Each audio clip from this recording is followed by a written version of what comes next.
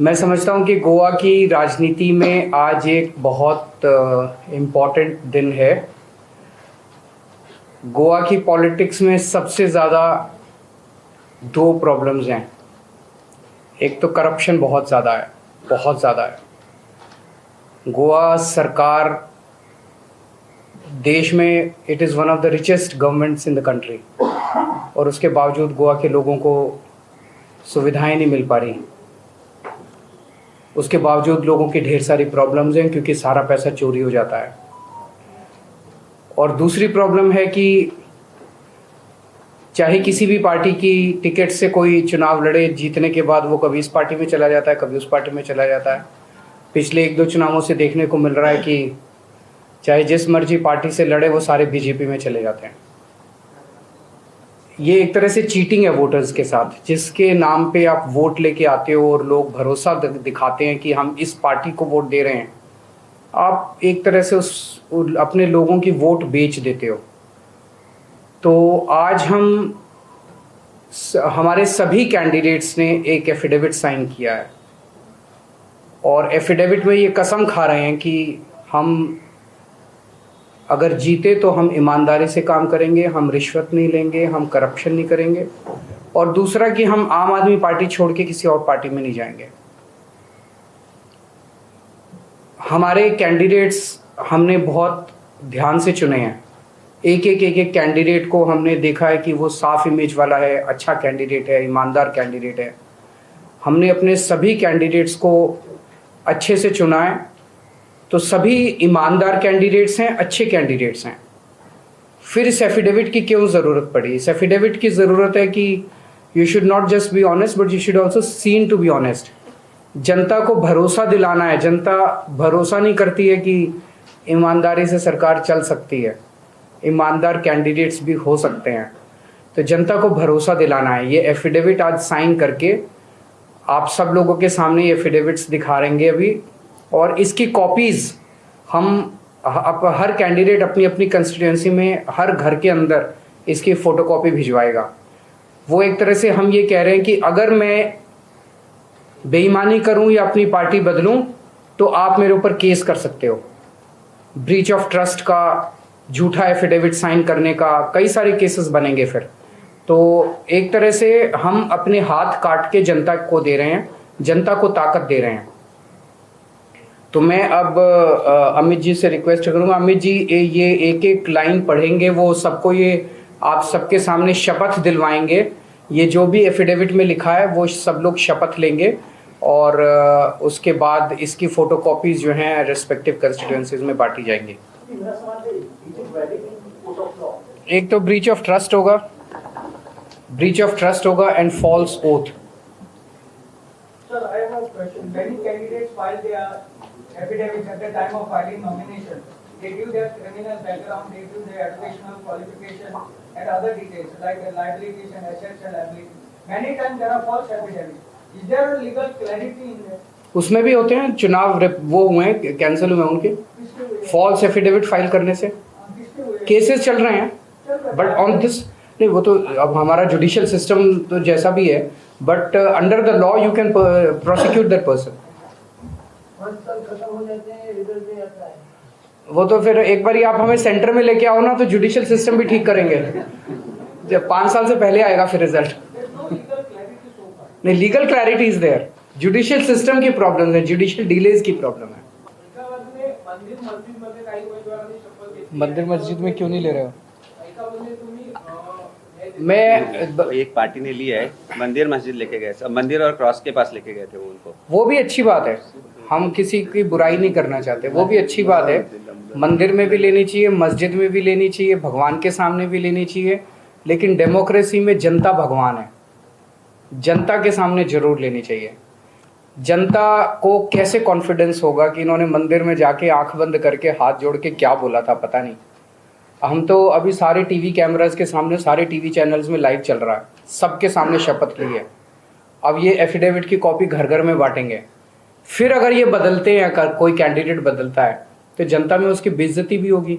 समाज के सामने है ना, पूरे देश के सामने। अभी तो हो सकता है कई नेशनल टीवी चैनल्स पे भी ये चल रहा है, और लीगल सैंक्टिटी भी है। बहुत ईमानदार आदमी है और ईमानदारी से दिल्ली में गवर्नमेंट चला रहे हैं लोग। Thank you. आपका देखा है, लेकिन यहाँ पर उसी तरीके से आप जैसा कोई आदमी है क्या? ये है ना सारे ढूंढ ढूंढ के, आप गोवा के 18 लाख लोगों में से हम ढूंढ ढूंढ के हीरे लेके आए हैं आपके लिए।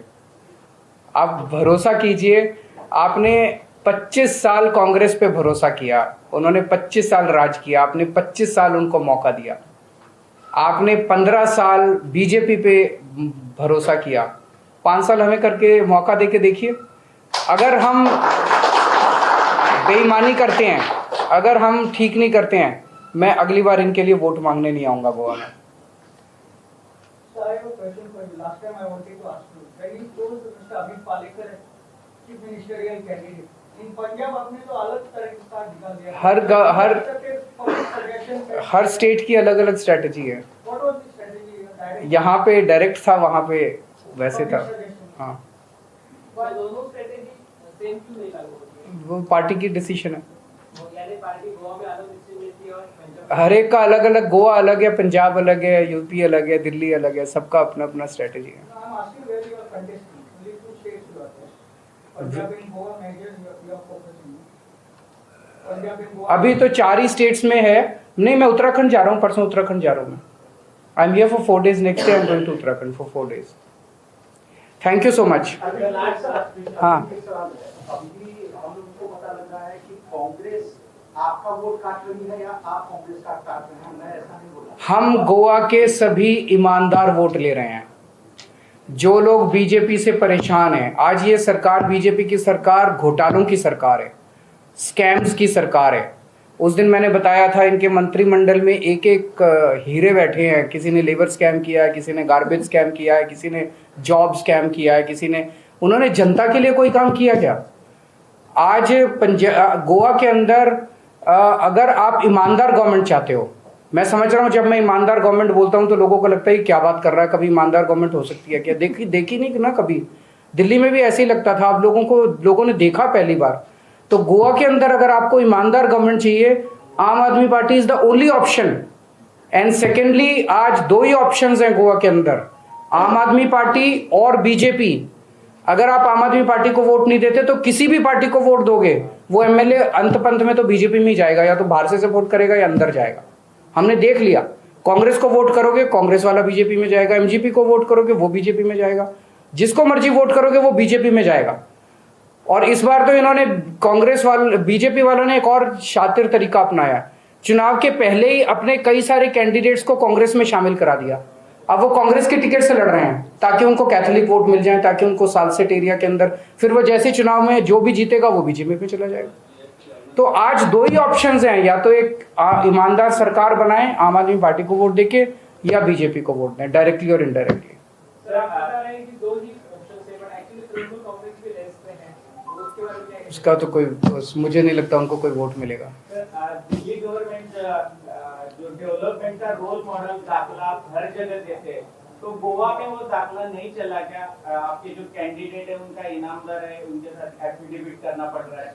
नहीं, गोवा की राजनीति ऐसी है, गोवा की पॉलिटिक्स ऐसी है कि गोवा के अंदर लोग जीतने के बाद दूसरी पार्टियों में मास स्केल पे चले जाते हैं। I think it must have been a world record, Guinness book में आना चाहिए कि किसी पार्टी के 17 एमएलए में से 15 एमएलए उठ के दूसरी पार्टी में चले गए। तो दिल्ली में ऐसे नहीं होता। सो जहाँ की जैसी पॉलिटिक्स है उसी हिसाब से रिस्पॉन्स भी तो होगा ना। Thank you. Last question. Amit Shah ji ने कहा था कि आम आदमी पार्टी कुछ भी वादे करती है क्योंकि उन्हें पता है कि वो चुनके नहीं आएंगे। अमित शाह जी को he will be in for a surprise जिस दिन नतीजे आएंगे। एक और मैं कहना चाहता हूँ, उस दिन मैंने ये भी देखा था, अमित शाह जी ने कहा था कि ये लोग आते हैं और free free free free free free करते रहते हैं, ऐसे कुछ बोला था ना उन्होंने, फ्री फ्री। उन्होंने कहा कि, मैं उनको कहना चाहता हूँ, अमित शाह जी मुझे ये बता दें कि उनका जो घर है दिल्ली में, उनको सरकार से कितने यूनिट बिजली फ्री मिलती है वो बता दें। अमित शाह को बिजली फ्री मिले तो तकलीफ नहीं है, जनता को 300 यूनिट बिजली फ्री मिले तो अमित शाह को मिर्ची लगती है, ये तो गलत है। और ये पैसा किसका है? जनता का पैसा है। जनता के पैसे से अमित शाह को फ्री बिजली मिलनी चाहिए, लेकिन जनता के पैसे से जनता को फ्री बिजली नहीं मिलनी चाहिए। ये कौन सा लॉजिक है? Thank you. Are there any guarantees? नहीं, अभी बताते हैं, अगर होगा तो बताएंगे आपको।